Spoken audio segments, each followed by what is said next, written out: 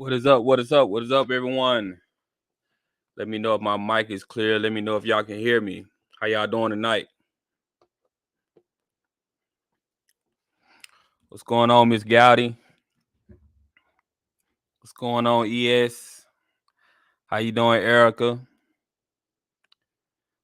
What's going on, Ralph? Let me know. Okay, Ralph say I'm clear, so all right, we good to go. In just a moment, y'all.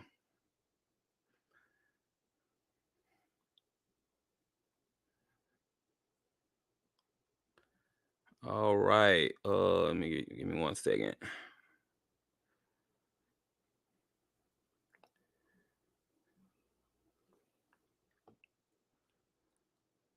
Talk to me. What's going on, Lawrence? Hope everybody's having a good night tonight. We're gonna have a good show tonight. I'm gonna open up the phone lines a little later. I'm gonna try to do something a little different tonight. I am going to try to do topics like I'm gonna try to stay on topics and then open up the phone lines. Because I know most of the time I be all over the place. We just be winging it. So I'm gonna try 3 hour show. No, we ain't doing no 3 hours. That's one thing I want to cut down too. I think I'm gonna do like try to keep it to like an hour or hour and 30. I'm not trying to go to 2 hours anymore like I used to. I think an hour and hour 30. That'll be good, for the lives. I want to keep y'all up too late. And I know like 9:30 is usually like my time, my block when I come on. So but yeah, we're gonna talk about a few things tonight. We're definitely gonna talk about the Jackson State versus Valley game. I'm gonna touch on the foolish rumors about Coach Prime and Auburn and Georgia Tech, all this foolishness. Every time a head coaching job comes open, they gonna throw his name in the hat. So I'm gonna talk about that. Also gonna talk about Amazon Prime as well. They got some things going on. They're doing football now, so I want to talk about them too. Make sure y'all hit that like button, subscribe to the channel if y'all haven't subscribed yet. I appreciate y'all tuning in. Y'all know I really appreciate y'all supporting the channel. Y'all are the best. Y'all really show a lot of love, so I really appreciate that. I swear, since JSU and Prime took over Mississippi, no one sleeps, not even SWAC.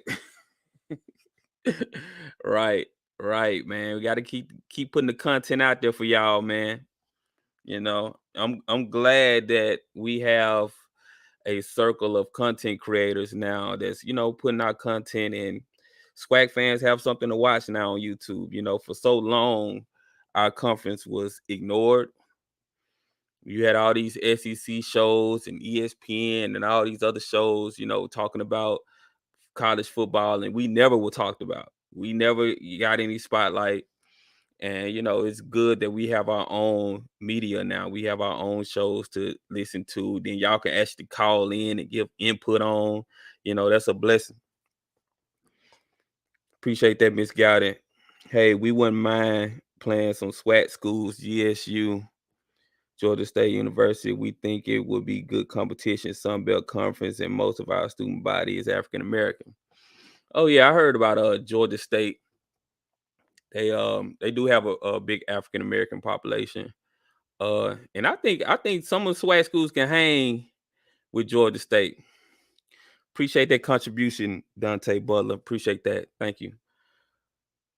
I'm gonna wait for a few more people to get in the room. I'm a girl, not a man, born and raised. Okay, I didn't know that. LOL, LOL. All right, appreciate that. Well, thank you, Miss LOL, LOL. But all right, let me see what the first thing I'm gonna talk about tonight, tonight. I guess I'm gonna touch on the Amazon thing. So Amazon, they're doing football now. They're doing They have Thursday night football on right now, actually, with the NFL. I'm pretty sure a lot of people are watching NFL football tonight. So they're gonna be doing football, and it's talks that they're gonna be doing business with the Big 12 and some Big 10 and another Power 5 conference. Now, y'all know I've been talking about this for the longest on this show.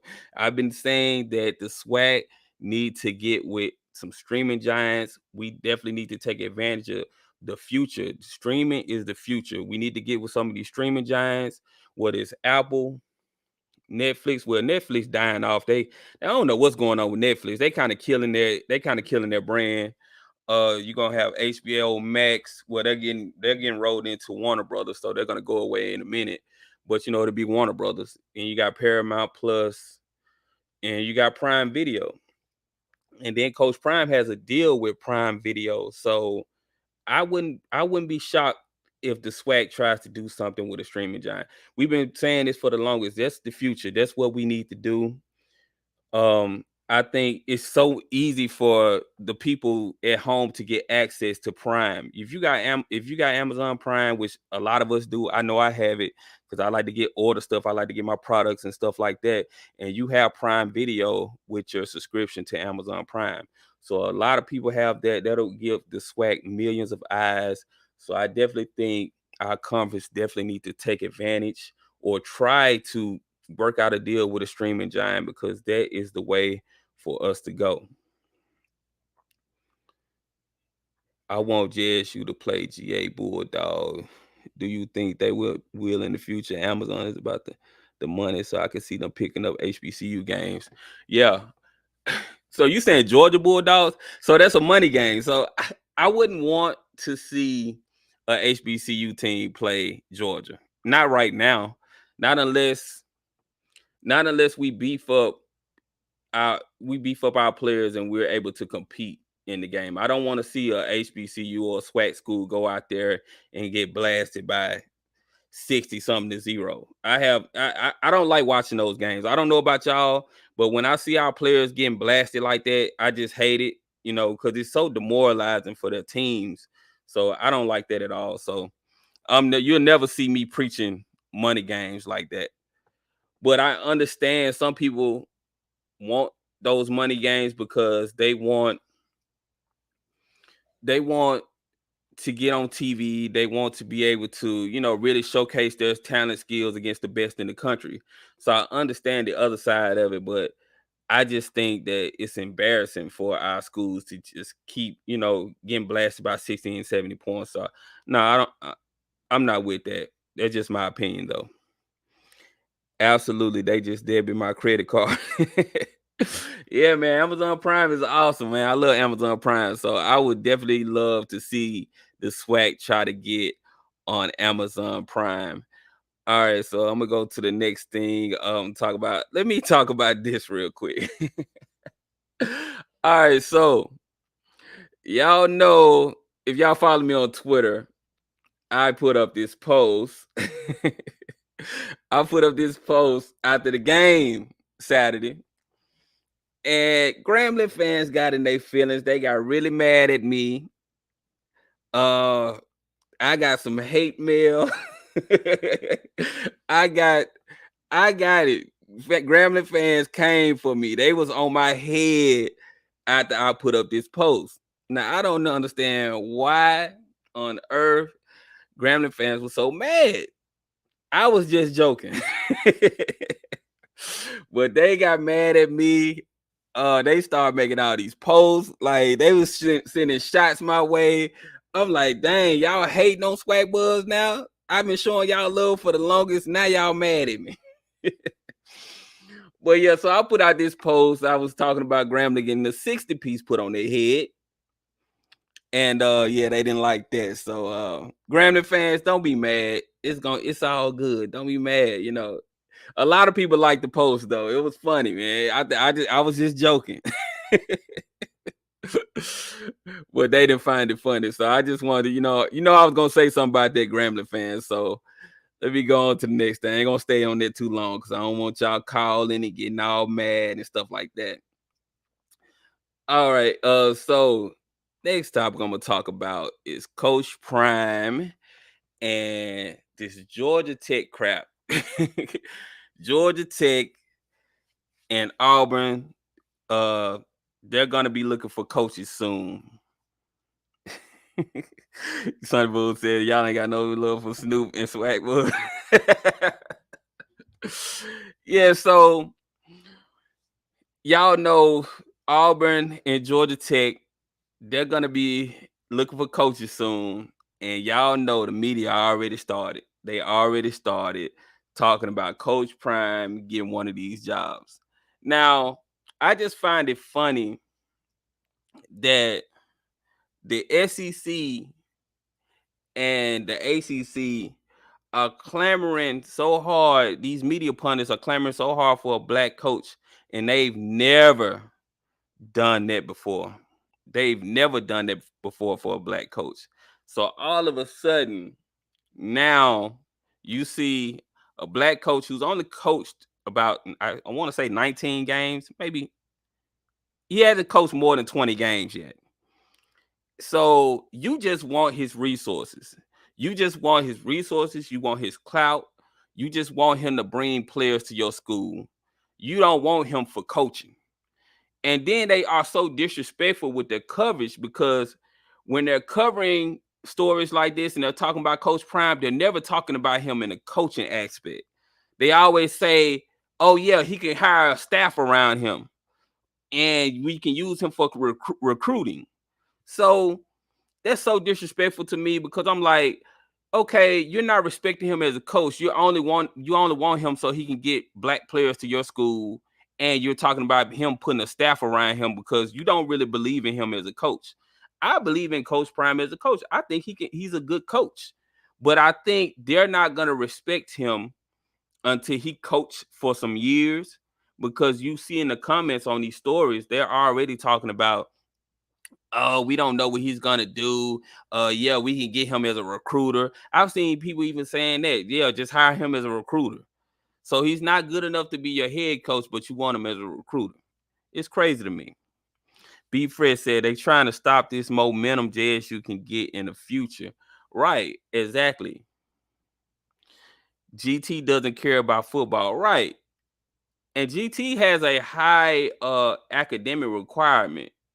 And so that's why that football team doesn't really do as well. Not saying that football players aren't smart or anything like that, but usually those schools with high academic requirements, they don't really put their emphasis on football. Just like you have Vandy. Stanford is usually good, but they don't, they're just all right. They've been good for the past few years though. But schools like Stanford, Vandy, and GT, they don't really put their emphasis on sports like that. Exactly. Coach Prime is a good coach. But next thing I'm gonna talk about, it has something to do with Coach Prime as well. He did something, he said something on Well Off Media, which is Deion Sanders Jr. YouTube channel. So y'all go subscribe to Well Off Media if y'all not subscribed to them yet. But I want to play something that he said that the scouts told him at practice. And I thought it was interesting and something for us to talk about tonight. I'm gonna play the clip right now. I was talking to a scout yesterday, and he said, Coach Prime, I was watching your press conference. Some might not understand what you were trying to say when you're talking about being dominant, but I know exactly what you're trying to imply with your team. He said, these guys are not going to make it to the next level unless they're dominant on this level. I said, Mr. Gaddy, where you at, Gaddy? Come here. I said, no. I said, come here. I said, tell him what you just said. And what did he say to you? He said, you want to make it to the next level, you got to dominate down here. He said, you want to make it to the next level, you got to dominate here. He said, I don't think it's right. I don't think it's fair, because I think your kids and some of the others in this conference are much better than some other conferences. But what life has given y'all, you got to dominate where you are, because that's the way they look at y'all. So when we are. All right. So I hope y'all heard that. Y'all heard that right. All right. So make sure y'all hit that like button, subscribe to the channel. Appreciate y'all tuning in. But yeah, as you can see what he said, and we've been saying this all along, the NFL, they have a bias. They're biased towards these Power 5 conferences. They're biased towards these bigger schools. And so he's basically telling he's telling our players on the HBCU level, you have to dominate your conference to even get looked at by these scouts, to even get on the radar, to even be drafted, you know. And so that's what we've been saying for the longest. They don't when people say, people got mad at him saying that they're playing down to Gramblin's level, that is what he meant. He meant, that's the level that that the NFL is looking at. They look at us at a lower level. That's just the truth of the matter. So he wasn't telling Gremlin that y'all are less than or y'all are inferior. Well, he basically was saying it was inferior, but he was saying that the level that we're on to these scouts and to the NFL, they look at us as lower levels. So you have to dominate where you are. The only way Jackson State players that will get multiple players drafted, and even in the SWAC that will get multiple players drafted from the SWAC, you have to dominate these games. You have to stand out. Amber Alert said he said what he said. UAB has a high academic requirement, but managed to find players. But UAPB is not. They not on a Power 5 level though. I wouldn't say. I mean, they're up there, but they're not like Stanford or GT. I don't. They're not on that level. They're not playing the schools that they're playing. Everyone take a moment to go and hit the like button. Appreciate that. Appreciate that. What conference is UAB in? Matter of fact, I forgot what conference they're in. They're not Power 5, are they? They're a Group of 5, right? I know I'm not mistaken.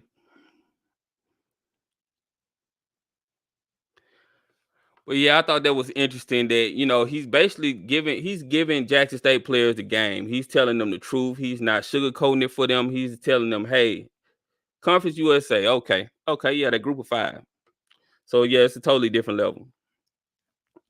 But yeah, he's telling them the truth, man, and I appreciate him doing that because he's one of those coaches that's gonna give the players the real. And let me talk about this, and then I'm gonna open up the phone lines. We're gonna touch on this Grambling game this week. So Jackson State, well, not Grambling, but Valley. I'm sorry, y'all. Valley. They're going to Jackson. Hopefully, the stadium has came out. Well, Jackson State has came out and said they're not gonna have any issues when it comes to water and everything like that. So they're fixing the stadium when it comes to water. So that's a good thing. So we won't have any mishaps like last week with people falling out and stuff like that. So that's a good thing. So Valley goes against Jackson State. Now, I think Jackson State is going to be trying to put a 60 piece on their head. That's what's going to be going on. They're going to try to put a 60 piece on everybody. And I'm going to make a post about Valley too if they get a 60 piece, y'all. So Valley fans, get ready. That's gonna be a normal thing. If you get a 60 piece put on you, you're gonna get those nuggets. But yeah, so what do y'all think this score is gonna be on this game? I think it's gonna be a blowout, but I think the first quarter may be competitive because I think those boys are gonna play for Dancy. But yeah, I think this game is gonna be a blowout. Yeah, it's USA. If y'all can guess some scores, I want to see some scores in the chat. What do y'all think the scores are going to be for this game? Real talk say 100. 60 Valley Vegan Nugget.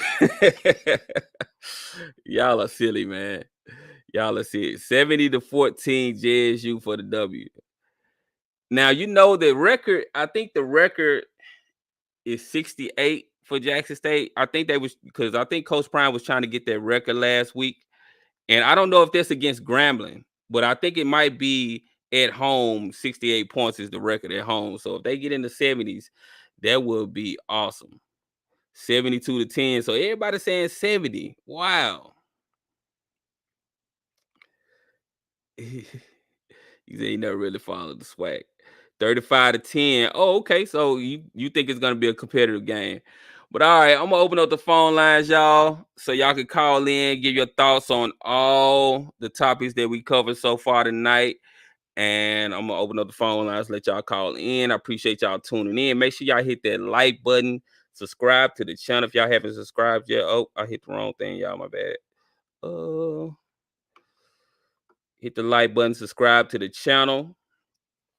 That's the phone number right there, 657-390-4814. I appreciate y'all tuning in tonight. And the phone lines are open. Y'all can call in, talk about all the topics that we discussed tonight. And if you want to add something new to the conversation, you can call in as well. My guy, Mr. Ford, should be calling tonight as well. Yeah, Mr. Ford is good. I talked to him earlier. He said that he's all good. He had a family situation that he had to handle, and he'll be back, calling into the show as well. Mr. Ford, people they miss you, Mr. Ford. But yeah, so the phone lines are open, 657-390-4814. Y'all can call in if y'all want to talk on the topics, Vandy. Doesn't matter what level when it comes to academics. 52-9 JSU. 74-7. Wow, y'all just think Jackson State about to put 70 on them. That's crazy. All right, we got a call coming in. Just a second, y'all. What's going on? Caller, you live. Talk to me. Hey, I'm LOL. This is Maya. How you doing? How you doing, Maya? I'm doing okay. Listen, the gambling game, I'm going to talk about that because of the fact that if you go to one of those games in Mississippi, the heat is really, really bad. I mean, I'm light skinned, and when I got out of there, that game with the game that they just had last, it was so hot. It was so damn hot that, I tanned so badly. So, you can't sit up here and blame gambling. I'm a TSU fan, but at the end of the day, it was so hot. I think 1 o'clock games, they should really play like later, maybe like 3 o'clock, because that heat is so hot. It's really, really hot. So you were kind of wrong to give them the nugget like that because the heat is too bad. It really is. Hold on. So you'll have people that'll push back and say, okay, so SEC and all these other schools in Mississippi play at 1 o'clock. So what's the difference between them and us? And these are white people that's out there at 1 o'clock in the hot sun. And white people are white people. At the end of the day, black folks, we don't wear. You know what I mean. We all need to wear sunscreen. But what I'm saying is, how can you have people that say SEC people can do it? Why can't we? Because I don't know. I think with us as black folks, we don't do heat very well. You know what I'm saying? It's like, I understand where you're coming from, but why can't we just start the game at 3 o'clock? I know this is a difficult situation in terms of like, we're playing at 1 o'clock. What's the big difference? The boys are going to do what they're going to do regardless. But at the end of the day, you have to really consider also the people who sit in that sun. The sun is a different breed. I'm from New York, and the sun down here it's horrible. I've been to day games at the vet. I've been going to the games at the vet every year since I was a little kid. So I understand the sun, the heat, and the sun. Now, the stadium going short on water. Now that's on the stadium. They definitely should fix that issue, which they say they have. But at 1 o'clock, I don't understand it because I'm like, okay, all these other schools are playing at 1 o'clock. Even Grambling just changed his game against, I want to say FAMU at 1 o'clock. They just changed it to 1 o'clock. So, and Coach Prime said that he wants his kids to play at 1 o'clock because he wants them to go to the next level. And that's what time the NFL teams play. He wants them to get used to playing at 1 o'clock. Okay, I got one more question. I'm not going to take up your time. I get it. Go ahead. One question I have is my boyfriend ever going to play Travis Hunter? Is he ever going to play? I mean, I heard that he's out for the season. Is that correct? Am I hearing this right? Well, before I speak on that, I want to actually get some concrete information about that before I put that out there. But I've been hearing stuff like Okay. that. But before I actually double down on that, I want to be able to be sure that that's what it is before I say that. So you're going to do a segment about it when you get the when you get it on the rack. Yeah. Okay. Thank you so much for taking my call, Buzzy. Right. I'm calling you Buzzy. Okay. Thank you. Thank you for the call. Okay. Bye. All right. All right. We got my guy, Mr. Ford. What's going on? All right. Hold on just a second. What's going on, Mr. Ford? How you doing? Hey, want to say hello to everybody, and I'm so happy somebody was thinking about me. Before I start talking about football, two things. James Spady, at one time was head coach at Alabama A&M, is on the football staff at Florida A&M. I've been told that he has lost his sight in the hospital, and they say there's a GoFundMe page. So I'd like for everybody to make sure you check that out. He's a good guy. I remember Spady. He was a player at, I want to say Texas El Paso, but where we really got to know him, he was Rod Broadway's offensive coordinator at Grambling. And so I would like for everybody, if you can, check that GoFundMe page for Coach Spady. He's down at Florida A&M. If we got anybody from Florida A&M, if you could tell us a little bit more information about his situation. But I was told today that he's lost his sight and could possibly be without his sight for 4 to 5 months. Mm. The other thing, I want to shout out Tish James. Tish James is the Attorney General of the state of New York. But the thing I like about it, she's a graduate of Howard University. So if anybody get a chance, y'all Google Tish James, Attorney General of the state, the great state of New York. All right, SWAC, I got some things I want to say, but do you want me to? Go ahead. I know everybody got questions and everything. How do you want to do this now? No, you can go ahead. You can go ahead and speak on whatever we talked about. I want to ask you, what you think about the 1 o'clock games, because that's still kind of fresh on my mind. I used to do them when I was younger. Yeah. I have to do night games. Okay. Now, when we had people, college games coming in here, and they were 1 or 2 o'clock at the Dome, that was fine. But when I was younger, I did 1 o'clock games, 2 o'clock games. But right now, me and my wife, we like night games. Okay. We like night. If you can give us the earliest right now, it's probably 5 or 6 o'clock. We like night games. But I grew up, I remember a time when I was a kid, my mother would always take us to see Albany State at Hugh Mills Stadium.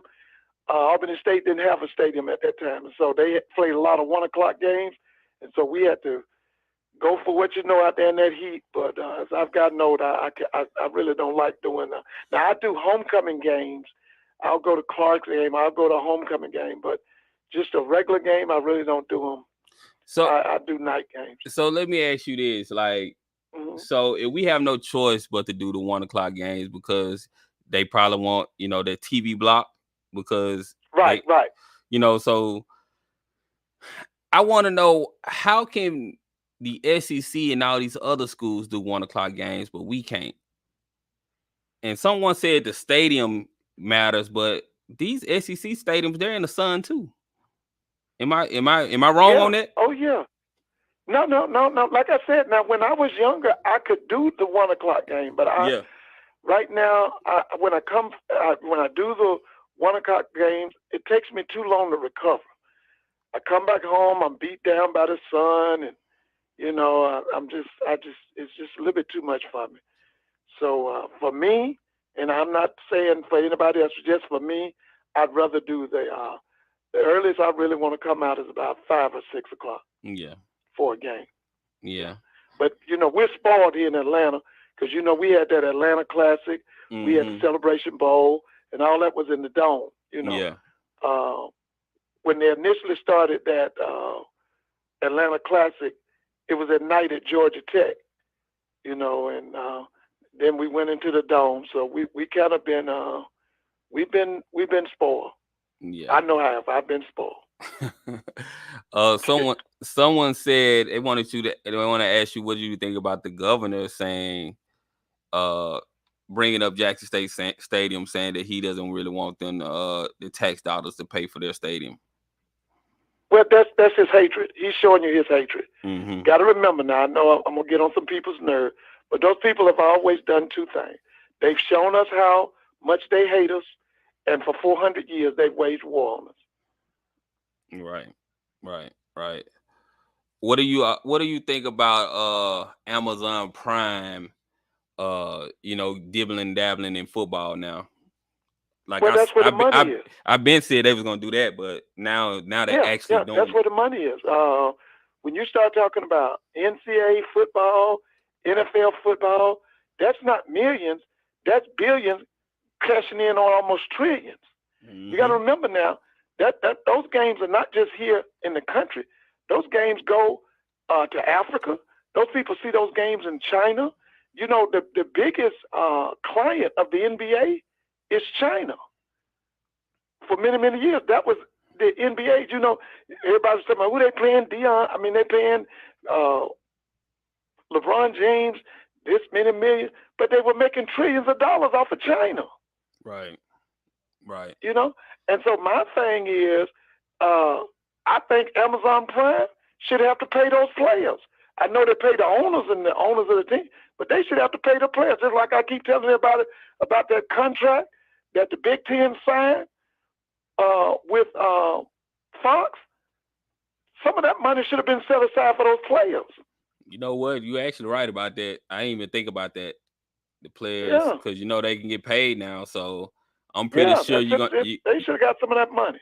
You're gonna see some unions being made, and the players gonna be demanding. That's what they need. They're gonna be demanding some money. So now let me just say this: I'm not impressed with the NFL union. There's a brother over it, Maurice Smith. He hasn't done nothing. He didn't do nothing to help Colin Kaepernick. I really don't see what he's ever done. To be honest. Now I've read a piece one time when Michael Jordan and Patrick Ewing. Well, Michael was the biggest influence in the NBA Players Union. Patrick Ewing was the president. They did nothing for those players. And then when it was time for LeBron James, he did far more for the players than Michael Jordan. So, I mean, you can get the unions now, but the thing is you're going to either be a weak union or you're going to be a strong union. And I'm just telling you right now that NFL union is a weak union. Right. So, Mr. Ford, what do you think about this Brett Favre story? Oh, listen. Listen. Crazy, huh? That is awful. But not listen. Did you hear the latest now? That ESPN just did a full story. Mm-hmm. Now, what Brett and them did, they misappropriated $5 million to build a volleyball gym at the University of Southern Miss for his daughter. They're saying now that there's a possibility they gave Brett Favre either $1 million or $2 million to make speeches that he didn't make. But here's the latest. They're saying now that fund has been robbed of $77 million by state officials. They have, listen, somebody got to go to jail. Somebody got to go to jail. Now you know they're not going to do that. Yeah, somebody got to go to. Now, one thing I want people to keep in mind, like they say, there's nothing new under the sun. This guy who was with Brett Favre, former Governor Phil Bryant, remember, it was his uncle that helped to murder Emmett Till. Remember, there's two guys. One was named J.D. Milam. I think it was J.D. Milam. The other one was named Roy Bryant. Roy Bryant, that's Phil Bryant's uncle. That was his uncle. Wow. Yeah. And they still haven't got justice. They done found the old lady. The old lady they had something to do with. And they still haven't got justice. You stole $77 million from a fund. Somebody got to go to jail. Somebody got to go to jail. Now, if you listen, let me steal $77 million. I ain't going to jail. They're gonna put me in front of a firing squad. Right. I ain't going to no jail. They're gonna put me in front of a firing squad. And the media is barely talking about it. I ain't saying nothing about it. They barely talking about it. I ain't saying nothing. Been hush ever since it broke. Yeah.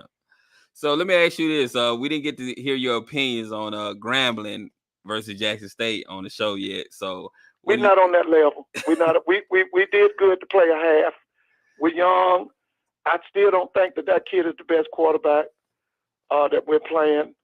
Hopefully we can get more kids in to help us fight. I applauded them that they did stay with Jackson State for a half. The other thing listen, that guy, wait a minute, let me get his name. Is it Marcus Washington? What's that guy's name that broke that 73-yard run? Remember, he came from Nebraska. You know who I'm talking about? He was a running back. Nebraska. Oh, Maurice Washington. Maurice Washington. Listen, that's a pro, man. Yeah. That guy's a pro, man. That guy was running like he was. Remember that guy Eric Dickerson? Mm-hmm. He was running like a. But now I didn't understand. Why was he not? No, that's right, Maurice Washington. Yeah, that's his name, Maurice Washington. But I didn't understand. After he made the long run, I guess he got hurt because we didn't see him again. I didn't see him again. Yeah, they say he got dinged up or something, so they were playing. Okay. They weren't playing him as much after that run right there, that was a pro run. Yeah. That's a pro run against an outstanding defense. Yeah, that was a pro run. That was an Eric Dixon type run right there. What do you think about Grambling fans getting mad about Coach Prime saying that it was a step, they're playing down to Grambling's level? Do you think that's a insult or is it the truth? See, here's the thing. Long as you can beat somebody, what was that? 60? They beat us 66 to what? 24? 24, yeah. Okay, you can say anything you want. If you want to shut his mouth, then we got to beat him. But as long as he can beat us like that, right. Coach Prime can say anything he wants about us. The way, if what we got to do, regroup, get us some boys in there, and then if we can beat him, that's how you shut his mouth. But as long as he can put 66 points on us and beat us like that, he can say whatever he want to say. Exactly. I feel the same way. I thought Grambling fans would understand what they were saying, but I understand them feeling slighted that you're trying to say, oh, we're inferior. So any school fans will feel, slighted with a coach saying that.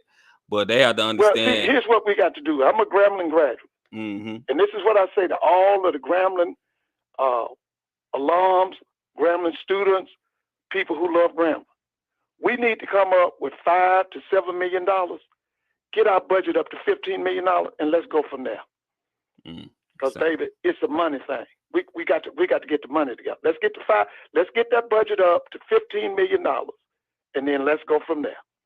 Sound like a good idea. Let me get this call on and see who this is. What's going on? Caller, you live. Talk to me. Hey, SWAC Buzz, how you doing? How you doing? All right. Hey, good evening to you, Mr. Ford. Hey, how you doing? All right. This is James out of Memphis. And y'all know I speak my mind. So y'all might as well get ready. So I got a question. I'm just wondering if it's just me. I don't see I'm a Coach Prime fan. I agree with everything he said, the statement he made. Now, I love Alcorn. Right. Alcorn has a great team. They've proven to be a great team. The only concern I have is the offensive play call. It looks like to me, it's not creative enough. You talking about Alcorn? Yeah. Okay. I'm starting to notice that about a lot of the offensive coordinators, so-called offensive coordinators in the SWAC. So what Dion is saying, look what he's done. He's not. He's letting. I'm not that type of coach, but I got me some guys who can coach. Mm-hmm. I got me some offensive coordinators who can call plays. I got me a defensive coordinator who can call defensive plays. So what he's telling these coaches, y'all got to come up, man. If you want your players, and I don't mean no harm, but we can't keep telling these NFL owners and general managers, why y'all not drafting them? Because they're not up to par. They're not being coached up to par. They got the talent. And you just played the video, the audio of Coach Sanders with these scouts, recruiters in the NFL saying They have to dominate. Yeah. They're already looking down on us. They saying, well, can you guys play up the part? So the proof in the pudding is when they drafted James Houston, dominated the SWAC. But when he got in the NFL, they, he put him on the practice squad to bring him up. That's because he's that type of player. So I'm just asking, is it just me?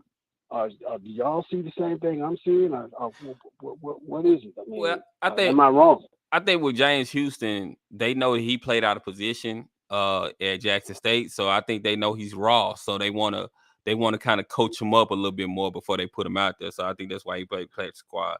But you got guys like the guy from South Carolina State. He balling out. He's going to be a starter in a couple of years. He's definitely going to take that starting spot. So yeah, but I'm not disagreeing with you. I'm not disagreeing. There's a lot of players that can play in the NFL. Mm-hmm. But what I'm saying is, I guess my main concern is, are these coaches? I'm not really concerned about the players, but there's players that can't play in it. Are our coaches in the SWAC good enough? Coaching have the proper ability to coach these players up to where they need to be? That's all I'm asking. And I'm just wondering if it's just me seeing that, or do y'all see it? I mean, what do you think? Because I don't see the competition level being brought up like it should. I mean, if you want, can I say this? Go ahead. Can I make this? Now, I told Blue last night, I was on Blue's show, and this is a statement I told him. I said, Coach Prime, he brings in Mike Zimmerman, he brings in Dennis Thurman, okay? And then my man who I'm crazy about down there at Southern, he goes and get his homeboy. Okay, so you see the difference? Eric Dooley goes and get Henry Miller, his homeboy, who ain't never showed me nothing as a defense coordinator. So you're absolutely right. And I've said this over and over. It begins with the president. Then from the president, it goes to the AD. Like I told you, Florida A&M got a head coach that's good, but they don't have a president that's supportive, and they got a 4-time or 3-time interim AD. So they got, out of the 3, they got 2 missing. All right? When I looked at Texas Southern and Southern last week on that HBCU, that I think it was CW, listen, Southern staff looked like a high school staff. And you know what? The team played like it. So you are absolutely correct. We got to get, like I told him last night. So what do y'all think, though? But let me say this. Let me just say this. If Coach Deion Sanders, Coach Prime, is going to get Mike Zimmerman, he's going to go get Dennis Thurman, then Southern got to go get Marvin Lewis. They got to go get Herman Edwards. Fam, you got to go get people like Ray Lewis. You got to match fire with fire. Mm-hmm. Okay? We can't do this homeboy stuff no more. We can't do this, I know his aunt. We can't do this my frat. We got to go get, if this man is going to get the people in the top level, you got to do the same thing. And you are absolutely right. Like I said last week, to me, Southern staff looked like a high school staff. But let me just, like I told Blue last night, now, y'all don't know the history of Southern University. They got a very, very short patience with losing. And I'm just telling you now, they better get it together down there in Southern. Because now I'm going to tell you something, them people down there in Baton Rouge, they already asked for Duty Head already, aren't they? That's what I'm telling you, because they ain't like them people at Prairie View now. Southern, Because when I was a student at Grambling, Southern had a thing. If you lost to Eddie Robinson 3 times, you got to go. Wow. Yeah. So let me say this real quick. My thing is, it kind of makes me feel like they're saying our coaches are inferior. They're not good enough. They're not smart enough.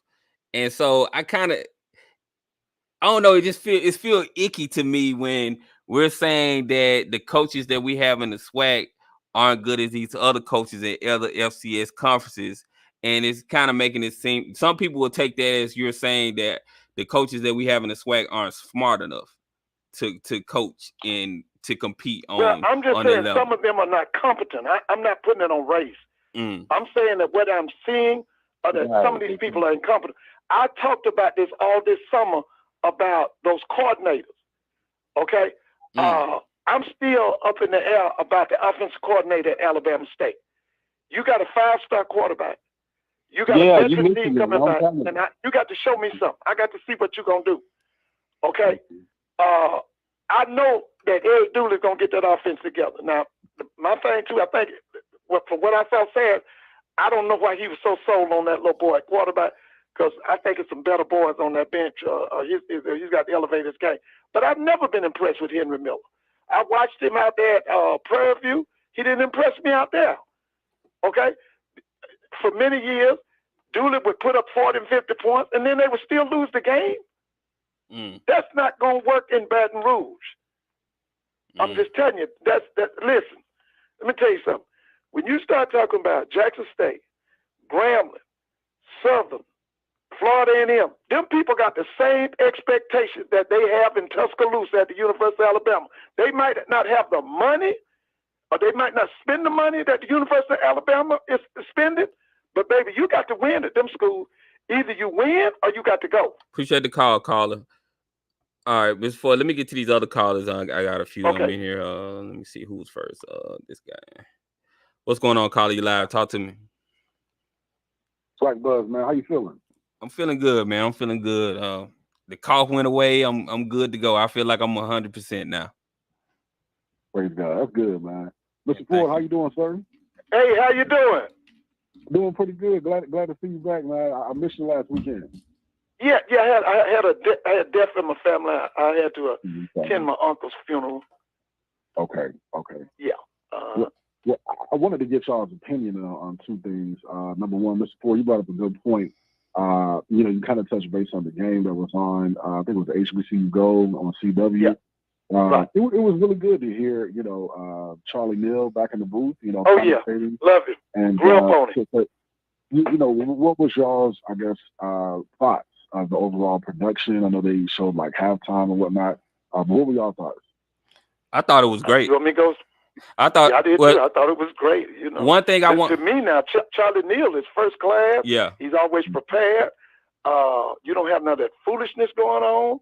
I thought it was great. I don't know if I mentioned this to y'all, but when SWAC Buzz told me about the HBCU Go, and so I talked to my wife. I told my wife, I said, now, if Byron Allen can do all this, do we need ESPN? And she said, yeah, you do need ESPN.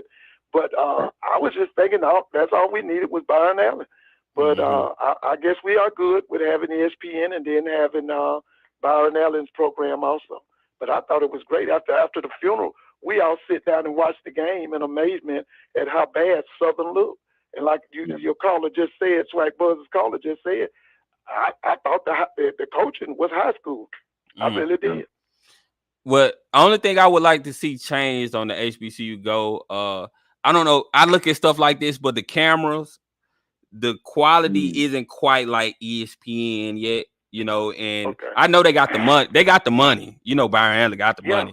So I think that's something that he will fix over time. He will get, upgrade over time. Get we just need to the latest send him an email. Yeah, the latest and greatest cameras. You need that. Yeah. Yeah. And the second thing I wanted to bring to y'all's attention, Mr. Ford, you probably heard about this today. A group of FAMU students sued the state's university system, claiming the university basically has been neglected compared to their peer institutions. That's true. That's true. They filed a lawsuit in federal court, and they basically cited violations of the Civil Rights Act of 1964. And the basis is basically with regards to it's taking years longer to complete infrastructure improvements at FAMU and other HBCUs compared to their peers. Me personally, I love it. I hope that Jackson State students and other HBCU students will do the same. If not the students, the National Alumni Associations, because looking at the variables that the students cited in their lawsuit, sadly, it's applicable across the board, from Delaware all the way to Texas. Well, listen, they've when they took the University of Maryland to court, they had them pinned left to right. They stopped the trial and said, okay, we'll give you $550 million. This guy Love, he grew up on the campus of Tennessee State. He did the background. The state of Tennessee owes Tennessee State, I think, $500 million. All of these state black schools, they basically have been dogged out, and all of them are owed almost $1 billion because these states have done right by these historically black state schools. Mm-hmm. Yeah, especially Mississippi, Alabama. See, they had them left to right in Alabama. So what they did, they came in and built Alabama State, a new stadium, to shut their mouth. You remember Chambliss? What was the guy, that big lawyer down there in Mississippi? Jerome, I'm gonna get to the next caller. Thank you for calling, though, Jerome. Yeah, I think his name was Chambliss. Was it Chambliss? The case was an heirs case or something. Mm-hmm. But they found out listen, the state of Mississippi owes Jackson, they owe Alcorn, and they owe Mississippi Valley millions of dollars. Right. You're right about that. Let me get to the next caller. Hold on just a second. What's going on, Carly Live? Talk to me. SWAC, this is CJ from SIP. What's going on, How CJ? you all doing tonight? You're on Mr. Forward. Hey, how you doing? All right, man. Listen, I was calling to let you know, everybody's worried about Jackson State and Deion Sanders leaving the program. But this thing is much bigger than Jackson State. Jackson State is only the platform for what's to come. Yeah. And a lot of folks don't understand. And I think, I had a revelation last night, and I was shown a lot of things, and be surprised what's to come from this, but only Jackson. And the Lord said one thing. He said, with my help, you can be big as I want you to be. Right. Mm-hmm. See, we always worry about being equal to these PWIs and stuff, but with his help, we can go way beyond that. You're right. That's right. And the bottom line behind it is, I think we as a people need to sit down and start thinking about look at what he's doing at Jackson State. It has to start somewhere. Right. The Lord is giving him everything he needs. He's bringing in players. He's making them, showing them how great they can be. These kids are getting educations. These are our future leaders. And look at this. In a few years, whites will be a minority, and color will be your majority. Right. Mm-hmm. Your future leaders has to come from that group. Right. That's true. So everything you see happening now has a purpose. And I just want you all to think about what's going on. Deion is not leaving there. When the Lord called him, his plan could be 15, 20, 30 years. But until his plan is complete, that man ain't going nowhere. Right. He already put the Lord in it. He already told you who sent him. And it's much bigger than Jackson State. And I'm a Jacksonian. Yeah. But he's taking Jackson State and using that platform to get out. I'm going to tell you something. He's beginning to unveil a whole lot of things. Look at y'all mentioned Brett Fox. It's a lot more that's going to be unveiled right here in the city that's corrupt. Right. He's teaching us how to help each other. He go up there and help Valley. He go down and help Alcorn. That's what we lacking as a people, how to help and trust each other. Right. You're right about that. Now, Go ahead and finish up for me so I can get to the next caller. Go ahead. Well, I just called in to get you all to think about what I'm saying, and for us as a people to think. It's much bigger than Jackson State. All right. And Mr. Ford, I got something for you also.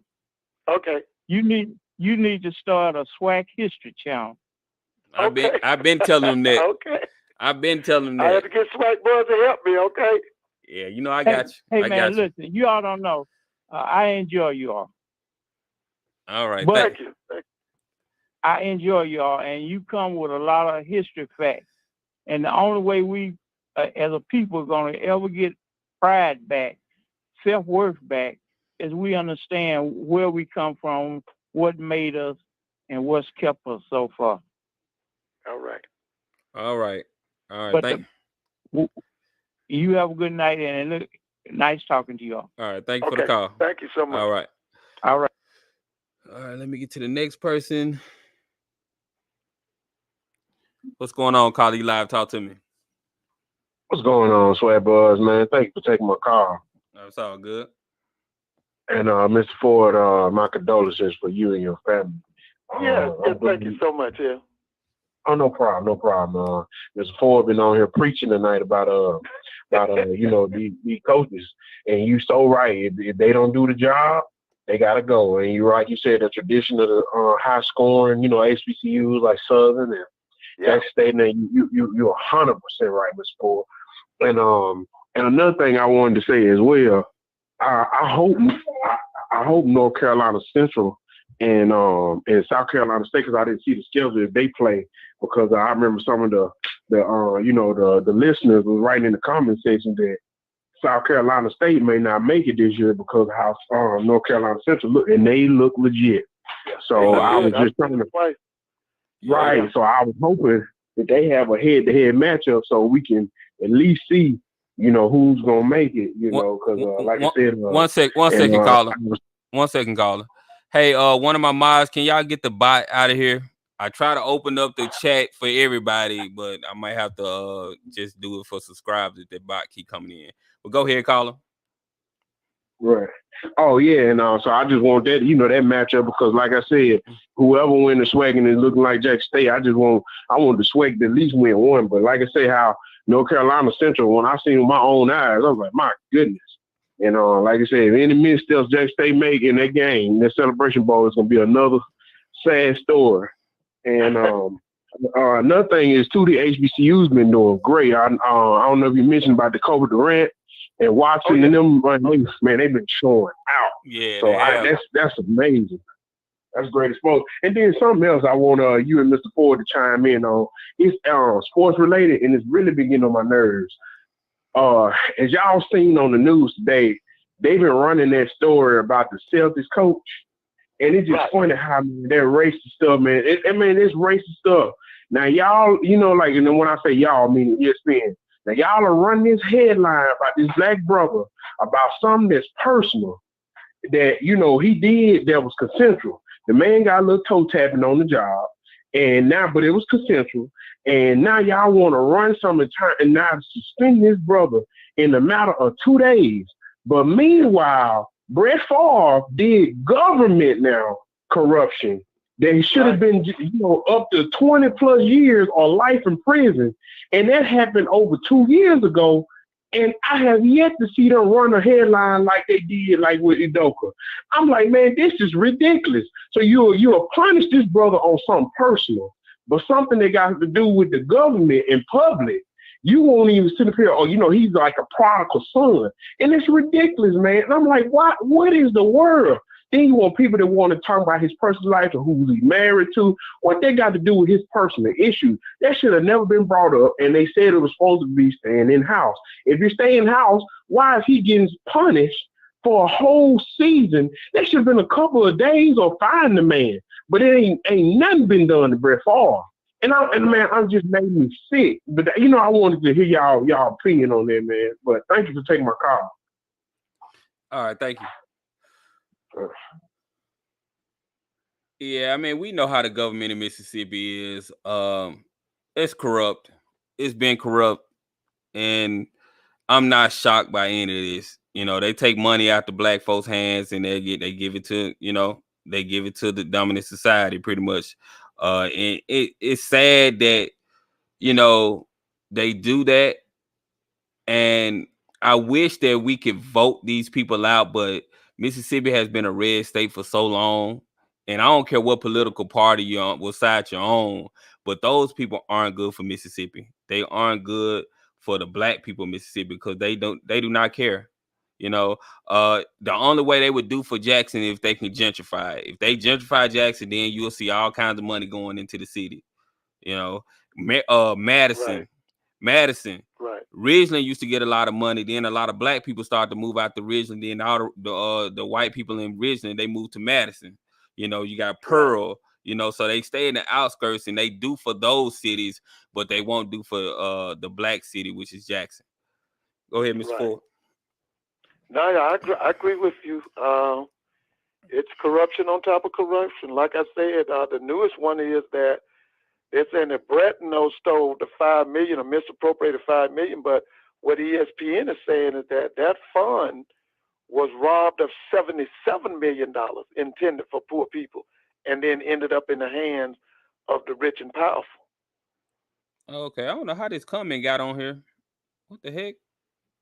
They'd have found a way to hack into the system or something. Oh, go ahead, Mr. Ford. Yeah, I was just saying, yeah, that's what they're saying. That the way it looks right now, it's $77 million has been taken from that fund illegally. So, like I said, somebody got to go to jail now. Somebody got to go to jail. You just stole $77 million? Right. No, we can't wink on that one. Yeah. So, Mr. Ford, what you think about the Valley game this weekend? What you think is going to happen? I'm going to watch it. I just want to see where Valley is. I'm like you. I wouldn't be surprised if the score gets run up. But I do want to see where is Valley. I want to see him, with my own eyes. I haven't seen him. I'm getting ready to watch the Alcorn McNeese game. I found it today. I haven't had a chance to watch it. But I think that tells you, I talked about this summer. Right now, from what I've seen so far, Jackson State and Alcorn could meet 2 times. Yep. They could meet that first time in Alcorn, in Lorman, at the end of the season, but then those 2 teams could meet again for the SWAC championship. Right. You remember I told you, I said one of the things we need to look at is Alcorn home and Jackson State playing twice. Mm-hmm. I might get my wish this year. Yeah. From what I've seen so far, I wanna look at Alcorn, but to me, that's big that they beat McNeese State. And then they beat them at McNeese, right? Yeah, that would be awesome. That would be awesome if we can get both games back to back. Back to back. I would definitely go to that game. I'm going to the if they play Alcorn, I'm going to the SWAC championship. I'm gonna book a flight. Oh yeah, I'm going. Now I think that with Jackson State coming to Alcorn, they will set a new attendance record. Right. There'll be a new attendance record. I believe there's a possibility if the fire marshal doesn't stop them, they could pack 40,000 students into that stadium, and 40,000 fans in that stadium there on the campus of Alcorn. Listen, I'm picking. You said, what about South Carolina State and A&T? I'm going with South Carolina State. I've watched A&T now. A&T done kind of fell off, huh? I've watched A&T 2.5 times, and that program is in shambles. By the way, I was talking to our PE teacher. He's an Alabama A&M graduate. He says the thing in Huntsville right now is that they know that A&T is going to fire Sam Washington. And he's saying that they're coming after Cornell Maynard, and the people there in Huntsville don't want to lose Maynard because Maynard brought them back. Mm. Well, Alabama and them haven't really been doing nothing this season, though. No, this is a big game for them. Mm. Now, the word that the guy told me today is it's the quarterback situation. The fact that you had Akil Glass for 4 years, and they really didn't groom anybody after him. And now they're feeling it. Mm. They said that Maynard has a controlled tempo type of offense. You got to make the right throw. You got to, down in distance and everything, and they're not getting good quarterback play. One guy, I can't remember his name, he can really run it. He's an athlete. The guy who's a transfer from Jackson has the arm, but he's not been playing well at all. Yeah, I seen that. He got pulled from one game. I seen. Yeah, and, I think he's gotten pulled a couple, maybe 2. because they've been rotating quarterbacks. Like I said, one guy can run it. He's an athlete. Then Quincy Kasem, I think his name. Isn't that right? Yeah, Quincy Kasem. Yeah, Quincy can throw it, but he's that he hadn't learned that offense. So who you think gonna win the Grambling Bethune-Cookman? That's another game. Who you think gonna get that one? Whoa. Bethune-Cookman's 0-2. They haven't won yet. Yeah, I like Grambling that first half. Now I thought Jackson would blow them out the first half. The fact that they went at halftime, I think it was 21-17. Wasn't that? I think it was 21-17 Jackson. Mm-hmm. So I have to give I'm gonna have to give the just the fact that they stayed with Jackson one half. I'm gonna give them the edge against Bethune-Cookman. I'm going to give them the edge. We got UAPB. UAPB is 2-1. I was saying UAPB is 2-1 now, and they play Alcorn this weekend. Right, I'll get a chance to see them Saturday on that HBCU Go because I haven't seen UAPB. And let me tell you something: is that game in Alcorn? Where's that game? Let me see where it's at. I believe that's in Lorman. I can see real quick. Hold on. Yeah, it's in Lorman. Oh, that's gonna be a buzzsaw. That Alcorn crowd's gonna be there. You're coming off a big win. You done knocked off McNeese State. Woo. Hey, UAPB got to go. They got to bring their best. Cause baby, let me tell you something. That Alcorn crowd is underrated. They're underrated. Yeah. I respect Alcorn fans a lot. They show up. They show up and show out. Crowd. Yeah, they show up and show out, especially when they have to come to Jackson. Listen, every year they came here for the Celebration Bowl. Their crowd was much larger than North Carolina A&T's. And you're talking about A&T school that has over 13,000 students. I think Alcorn maybe 4,000 or 3,000. But their fans were there. Mm. And we also have fans were there. We also have Prairie View A&M versus Alabama State. Well, that's a key game because I want to see Prairie View. Now, Blue talked good about Prairie View, so I got to see Prairie View. I want to see Alabama State because I'm still about that offensive coordinator. And then the other thing is that Davis kid going to start tomorrow? Is he going to play, or are they going to play the other kid from Atlanta? Now, that's what I got. So I really want to see that game, too. I might have to get that on tape delay or something. That's going to be a big game. Yeah. That's going to tell us a lot about Prairie View, but it's also going to tell us a lot about Alabama State. Yeah. Because now the word is that Prairie View got some good players still there. Dooley and them left some good boys there. They left some good boys there now. And then Alabama State has a veteran team. Mm-hmm. And then the coach is doing good. The coach for Alabama State, he's doing good so far. Oh, yeah. He's doing good. Eddie Robinson. We've always respected him. He was a 3-time academic All-American. I remember his dad had a big position with the Mercedes-Benz Dome in New Orleans, and his mom, I think, was an educator, administrator. So he comes from good stuff. I just want to check out his offense coordinator. And we also have Alabama A&M versus Florida A&M. That's a big one. Alabama A&M is 0-3, and Florida A&M is 1-2 so far. Right, that's a big one. We got now. Let's see. A&M was off this past week. Well, last week. We got to see what changed because there was a lot of changes that need to be made. I believe, because I am a fan of Willie Simmons, I think he's going to make the biggest problem for me with Florida A&M right now is that defense. That defense. They got to get that defense together. It's got to be. It's too predictable, too vanilla. That defensive backfield has got major problems. First of all, they playing them too far off. Last one game, I think it was Albany State, they were playing them 10 yards off the wide receiver, and then them guys from Albany State was breaking wide open, and the quarterback couldn't get them the ball. Right. Listen, really, that first half, Albany State dominated that first half. We talking SIAC Division II, playing Florida A&M. Right. And I don't want people to get on me and say I didn't say nothing about Texas Southern. So Texas Southern is going against UTSA. They're both 1-2. UTSA quarterback has 6 touchdowns and 2 interceptions so far, and 918 yards. So I want to see Texas Southern back in the conference. That's how I really get a grasp. I got to see what they look like.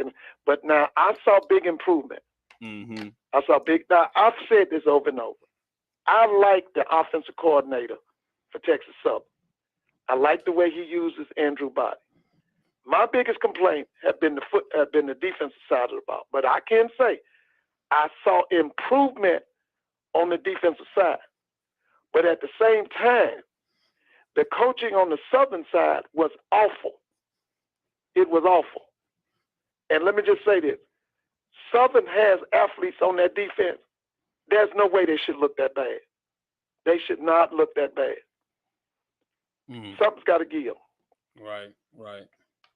And, so Shadur Sanders has 10 touchdowns, 2 rushing touchdowns, 10 passing touchdowns, 2 rushing touchdowns, 0 interceptions. He got Heisman numbers right now. He has the same numbers as Bryce Young and these other guys they talking about for the Heisman. Yeah.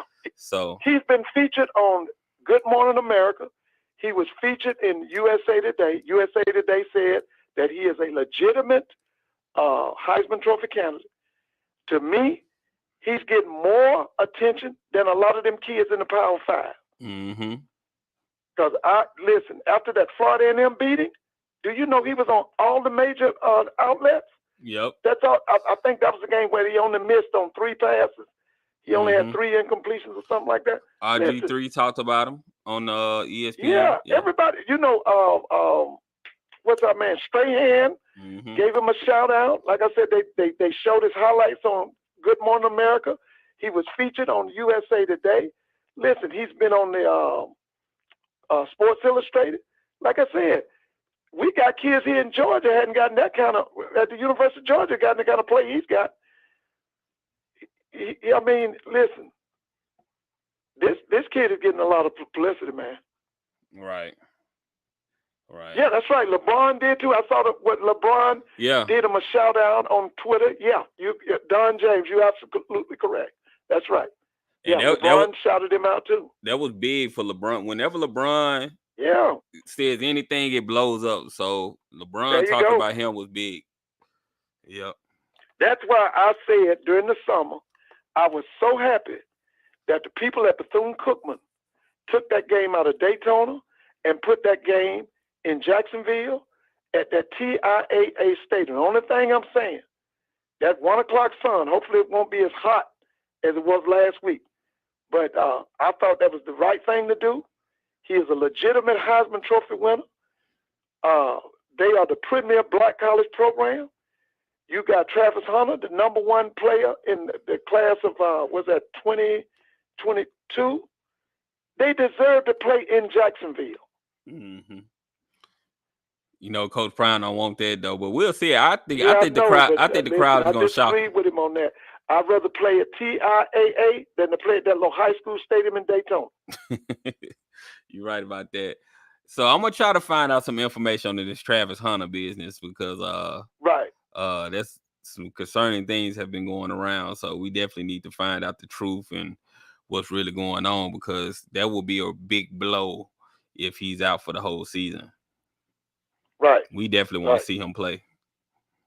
But let me just say this to show you how great that team is. He's not missed. I'm gonna be honest with you, man. Listen. Yeah.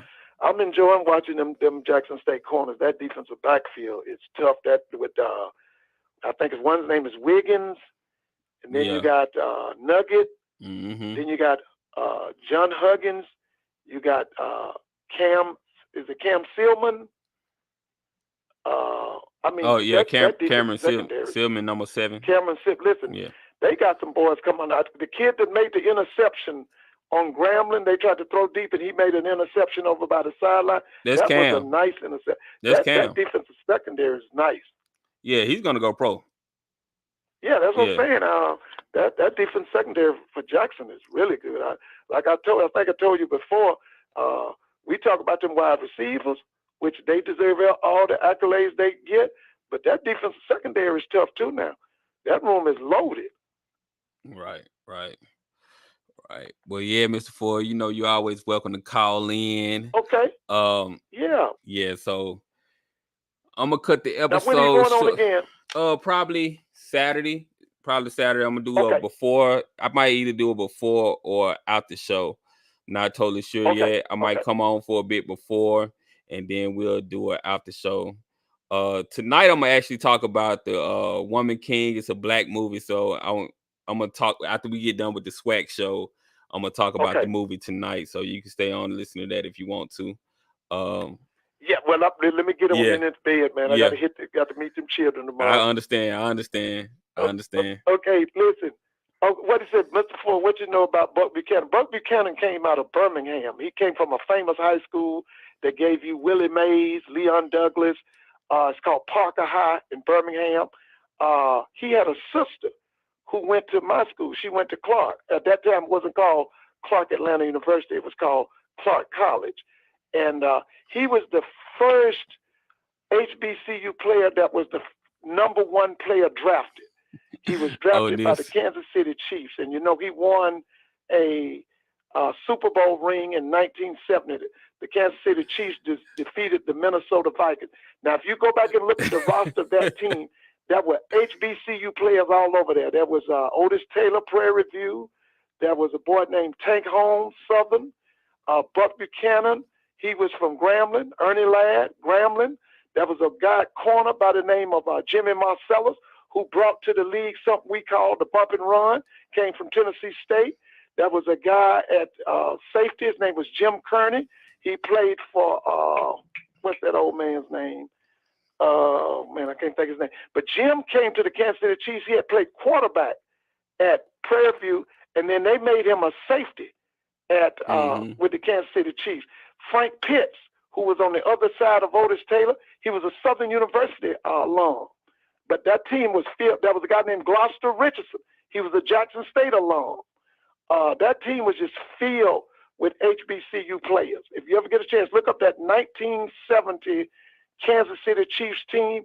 HBCUs everywhere. That's good information from Mr. Ford. I appreciate that. But yeah, Mr. Ford, so I appreciate you calling in to the show. You know, you're always welcome. I'll let you know when I go on again. And, you know, we always talk SWAC football over here. I appreciate you calling. And I'm going to see you on the next one. Okay. Have a good night now. Have a good night. Bye-bye. All right. O'Neal said the Woman King. Y'all don't want to talk about the Woman King. I was going to talk to y'all about the Woman King for a little bit. Who wanted? Have y'all seen the movie already?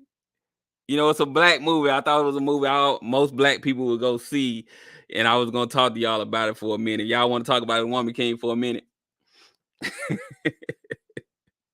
O'Neal said it's a movie written by two white women.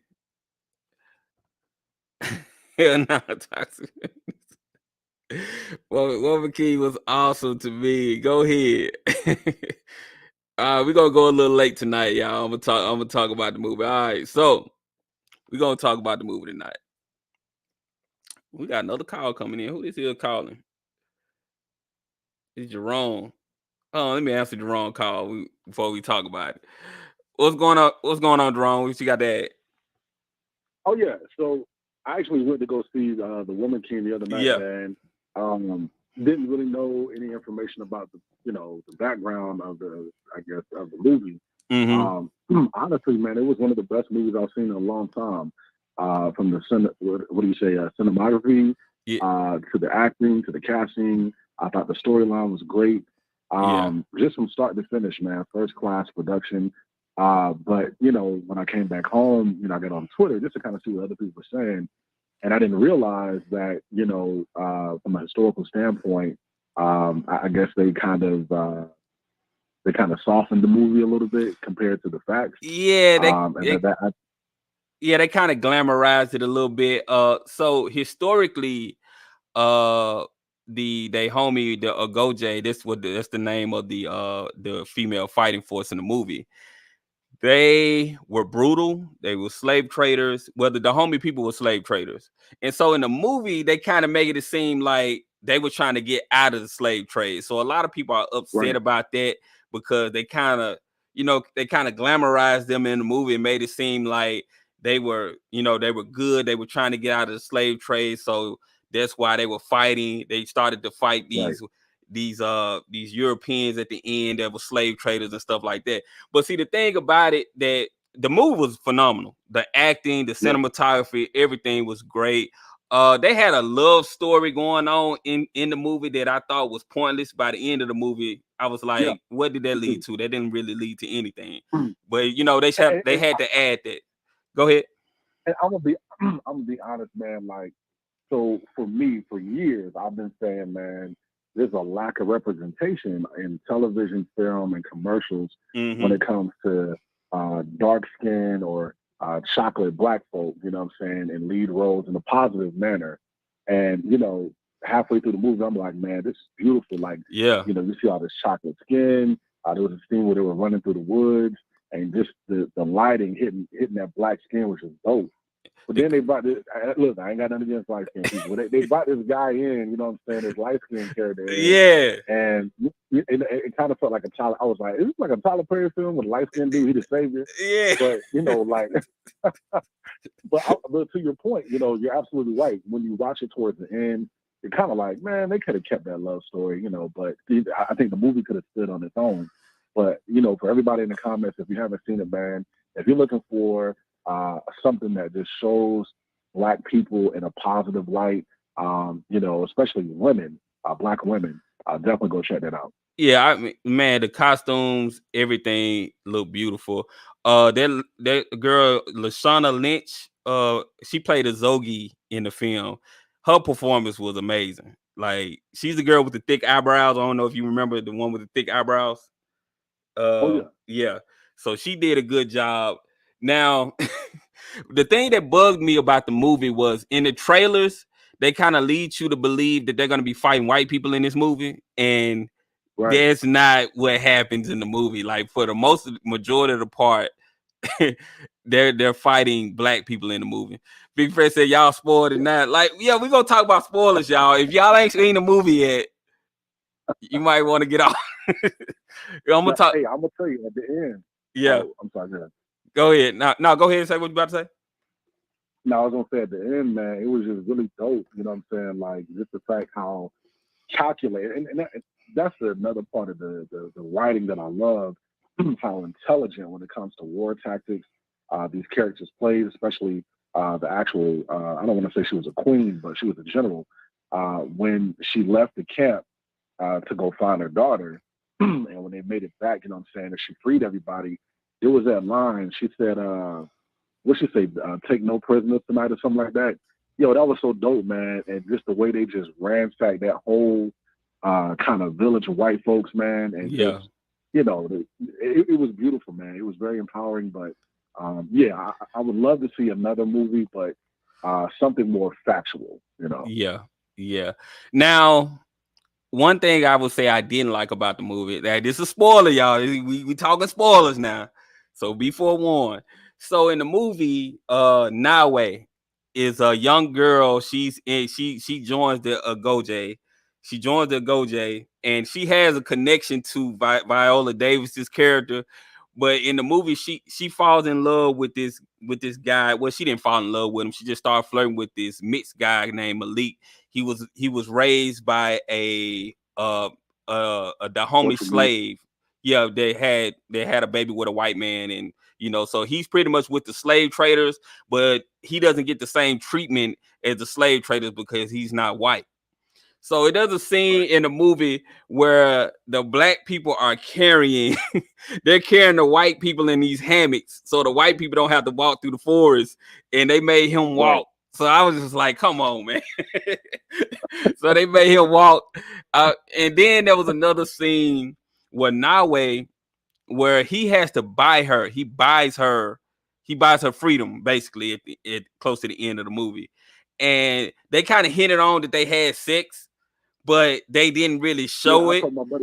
So I thought that was kind of stupid because, like, come on, man, they took all these vows, they done did all this hard work, and they against, you know, they can father no children and all this other kind of stuff, and then you do that to her. I thought they kind of ruined her character a little bit, so I didn't like that part of it. I'm gonna tell you, man, I feel like if you remember towards the end of the movie, the king, he stood up and he gave a speech to his people. And it was almost like he was talking to Black people in general. You know what I'm saying? Like he was talking about how we need to empower our minds, condition our hearts and whatnot, moving forward. It was really, really powerful, man. And I think it just, that part and majority of the movie just resonated with the entire audience, man. Like it was so good, man.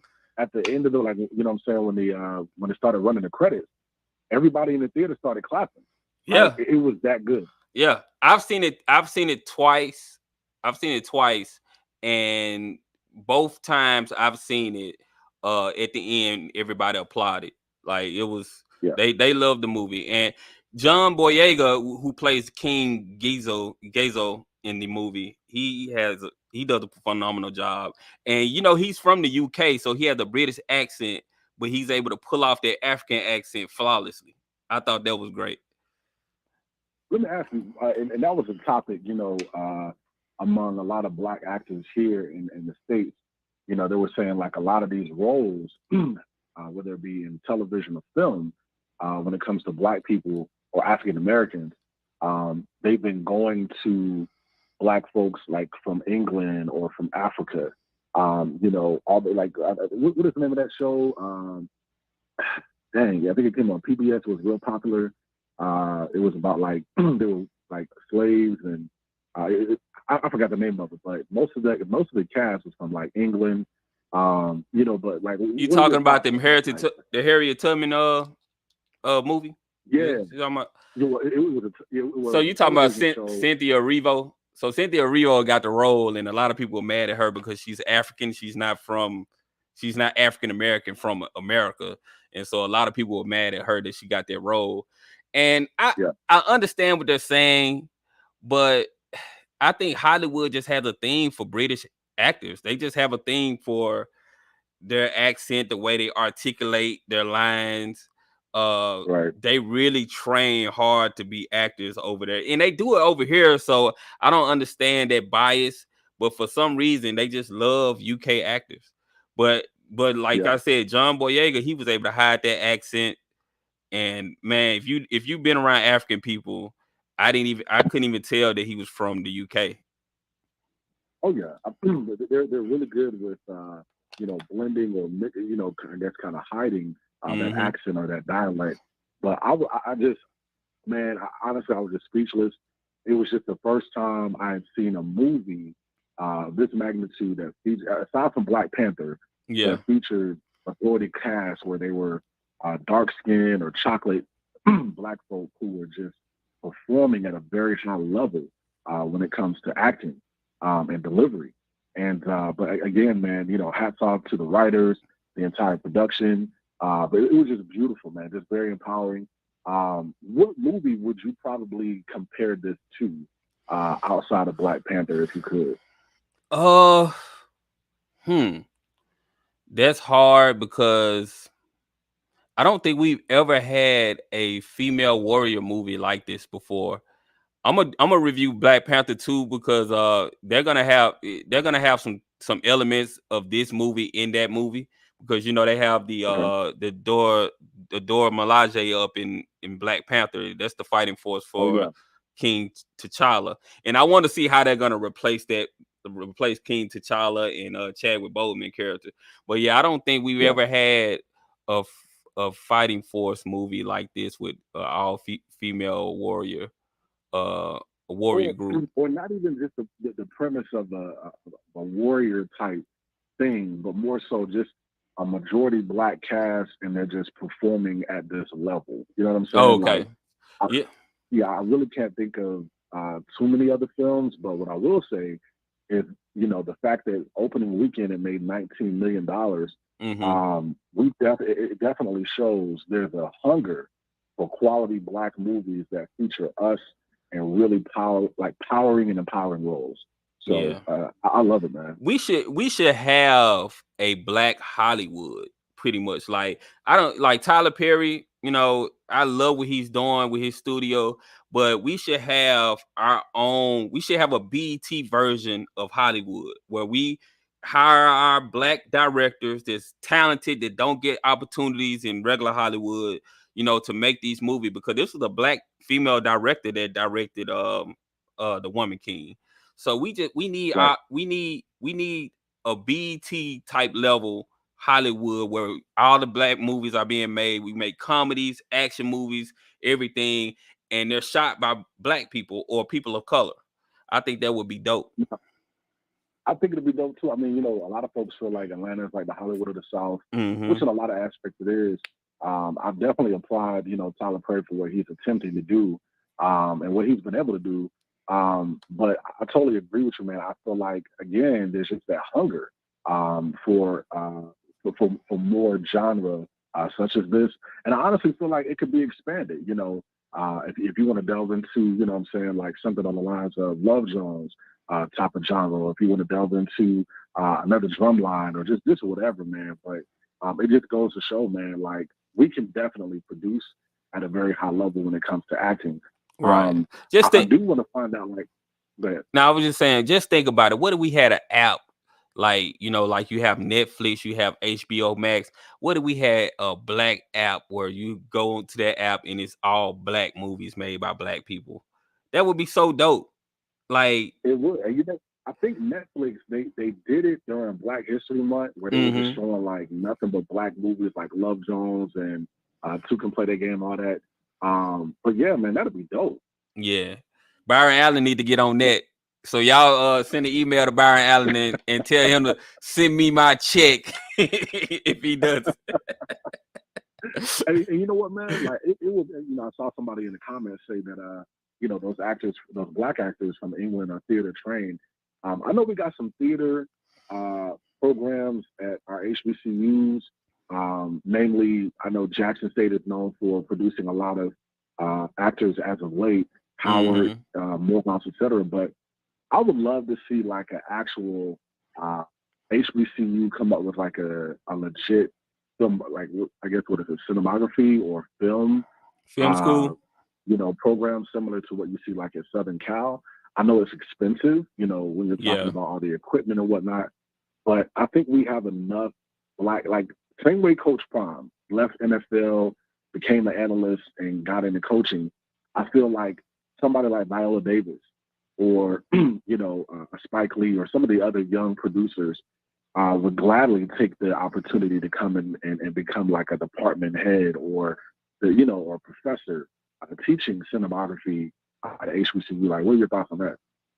Man, that would be awesome. You have all these top actors coming from Howard, so I would think Howard would, you know, have something like that. Yeah. They probably would be, because you're in DC, you're in a big city, so I think Howard would definitely be a good place to have a school like that. Shuri will become the Black Panther. We'll see. We don't know yet. Yeah, I mean, a lot of people are speculating that she will be the next Black Panther. I'm with the recast T'Challa crowd. You know, I love Chadwick Boseman. Rest in peace to him. But I think that character T'Challa is so important to Black culture and to the MCU. The Marvel Cinematic Universe, that they should recast that character. Or, you know, they have this multiverse stuff going on now. They can just easily, you know, switch him out and say this is T'Challa from another universe, you know. So now what are the I guess what is the percentage that they possibly revive the cousin? What is his name? The cousin that died.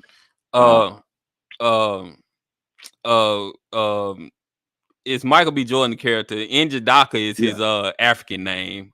Killmonger is his character name. Yeah, Killmonger. Yeah, like what are the chances of that? You know, that they bring him back through that herb that they you know what I'm saying, and they bring him back and he's the next Black Panther.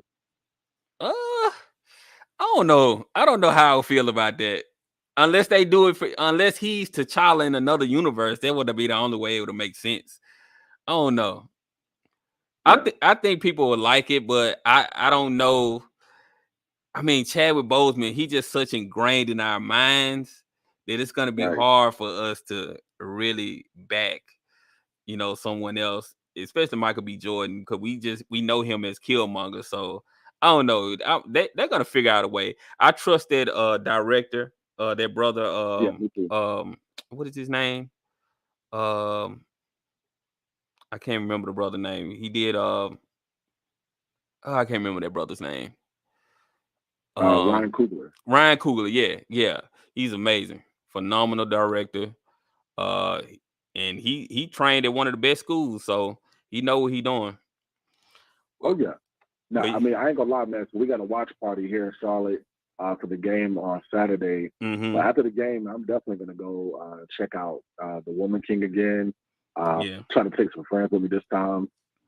Just phenomenal. Everybody in the chat, man. If you're just looking for something empowering, you know what? It's not even a lot of gory. It's not like a lot of gore. Yeah. You don't see like a lot of blood and all that. You know what I'm saying? So if you got like a daughter or a son that you want to take, it's definitely something that they can, enjoy and be appropriate. It's not a lot of profanity or anything in that regard.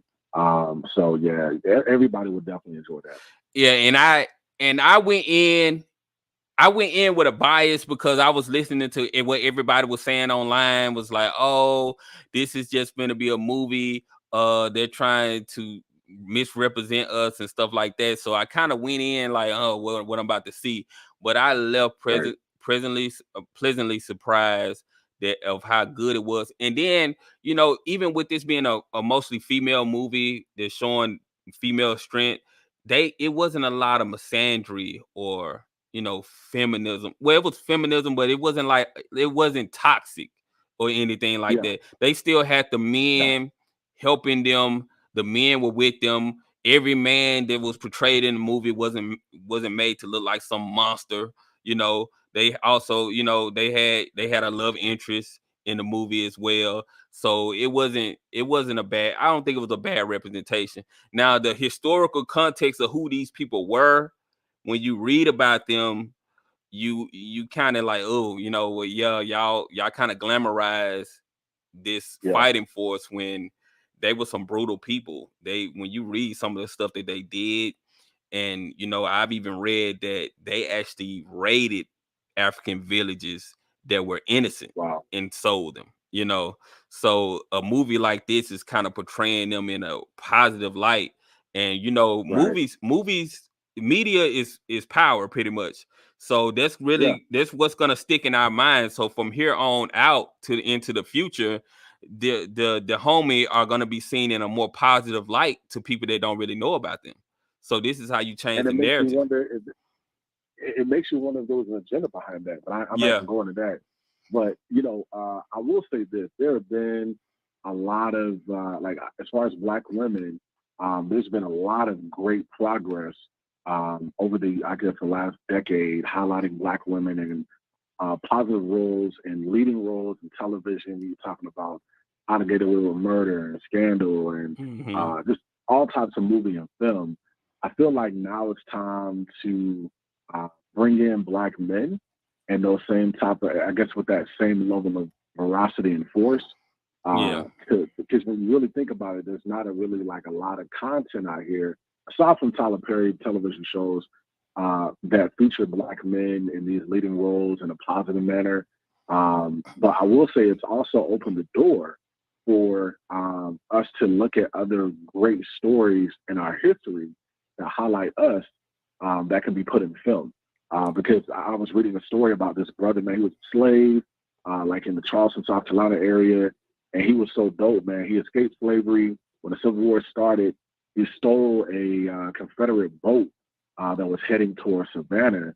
Him and his buddies killed everybody on the boat, you know what I'm saying? Won some type of battle in Savannah. He later became elected one of the first Black congressmen, in Georgia or South Carolina. That's movie worthy, you know what I'm saying?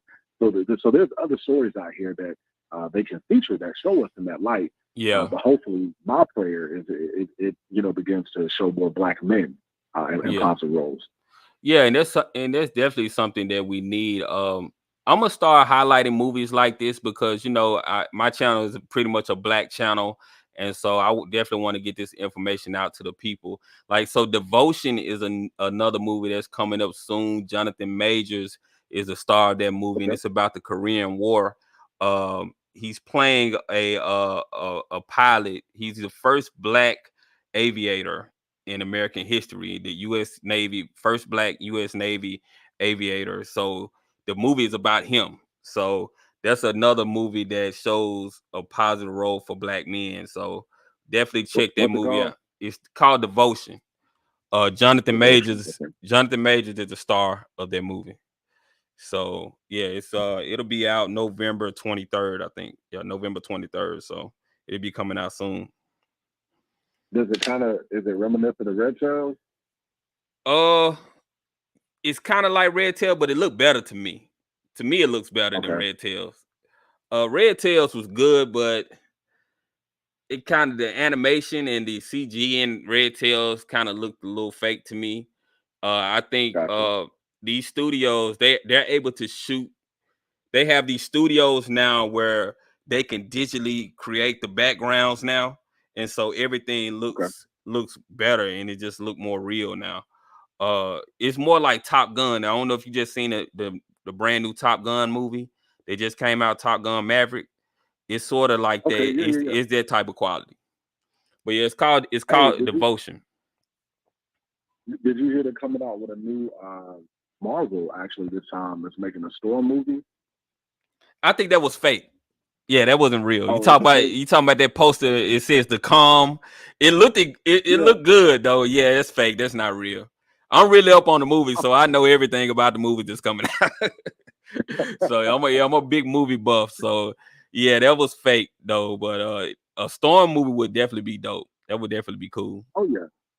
And, when you think about it, just the amount of I guess fanfare that was leading up to the Black Panther, that lets you know, man, there's like a hunger for black superhero movies.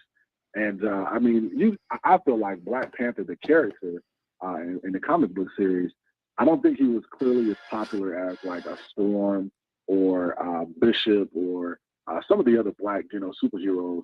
And the fact that Black Panther was able to be so successful, it just makes you wonder how far in success and revenue that a movie like Storm or something like that can make, man.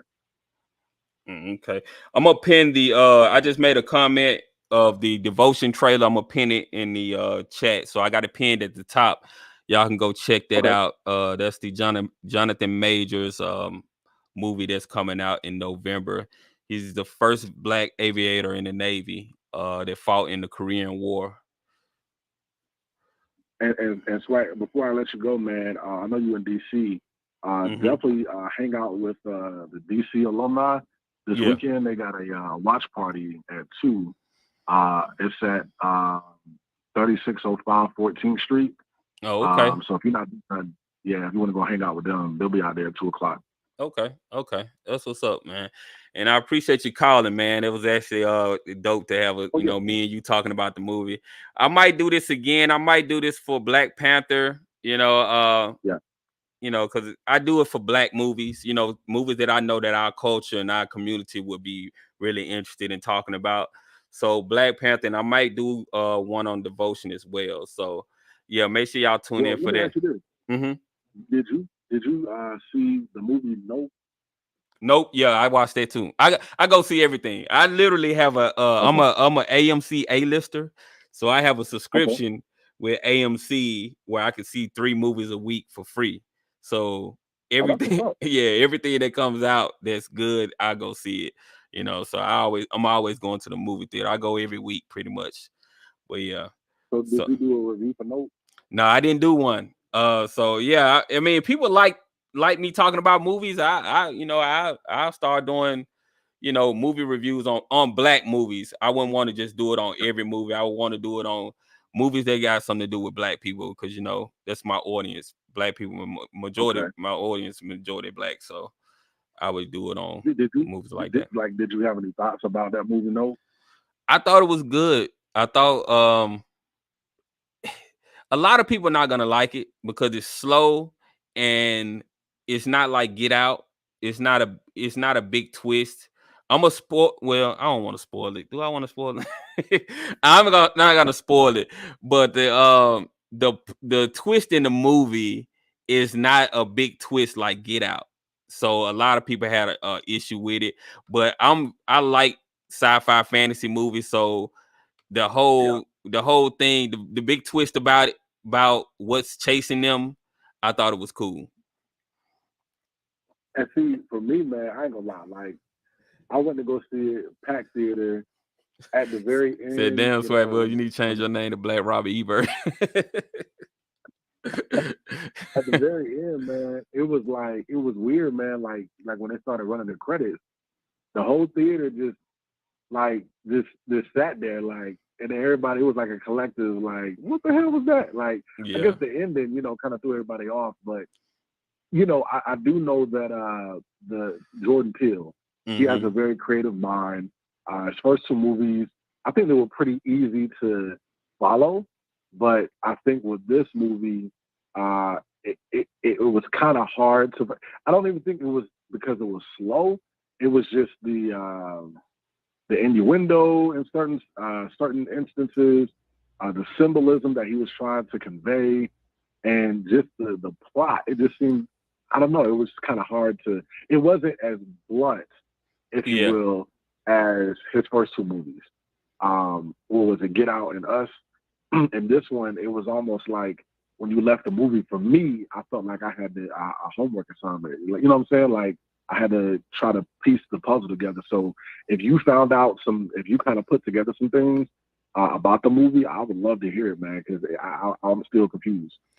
Yeah, I guess we could talk about it a little bit now. So I don't want to spoil the movie. Have y'all seen the movie yet? Let me ask people in the comments. Have y'all actually seen the movie? I don't want to spoil it if y'all haven't seen it. It's been out. Movie been out for 4 months. It's been out. So I'm gonna talk about it a little bit since it's been out. All right, so the movie is about, it's about a brother and sister. They own a horse ranch. And their father get killed by some mysterious things falling out the sky. So long story short, it's an alien in the sky that looks like a flying saucer. It looks like a flying saucer. They thought it was like an alien saucer that was chasing them and terrorizing that area, but it's actually an animal, extraterrestrial animal. So it sucks up people that looks at it like if you look at it like an animal, attacks when you look at them. It's pretty much the same thing with this spaceship, the flying saucer. So the big twist in the film was that it's actually a actual alien. The flying saucer is an actual alien. It's not aliens in like a flying saucer. It's actually an alien, and when it sucks you up, it's actually eating you. So they have a scene in the movie that shows them being sucked up into this thing, and you see a shot of it going up into the stomach, and it actually secretes the blood of the people. And so it's kind of gruesome, showing that that the thing is eating people and it's pretty much terrorizing them. And that's pretty much the premise of the whole movie. And they're trying to get a picture of this thing so they can make money. That's pretty much it, y'all. That's pretty much it. I mean, that's basically what it is. It's an alien monster terrorizing them. They trying to get a picture of it. And by the end of the movie, I don't even think they even get the picture of it, because the guy that's actually recording, that's trying to get a picture, he dies or something, and I think he gets sucked up into the thing too.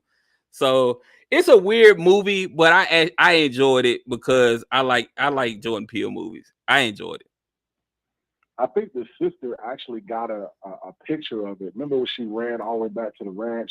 Oh yeah. And it was like this kind of old timey looking well or something. And I think she actually got a picture of it. But and that's the thing. It was just kind of like, then she released that big helium balloon and it sucked it up and I guess it exploded. It just that part was so stupid to me. Like when it went in the sky and it started changing into this little balloon thing, I was like, "What is this? What is going on? What are they doing?" and then so even the part where they had the monkey. I mean, once the movie was over, I kind of felt like, what part did that play? Like, why was that relevant to the storyline? Yeah. I don't know. Yeah.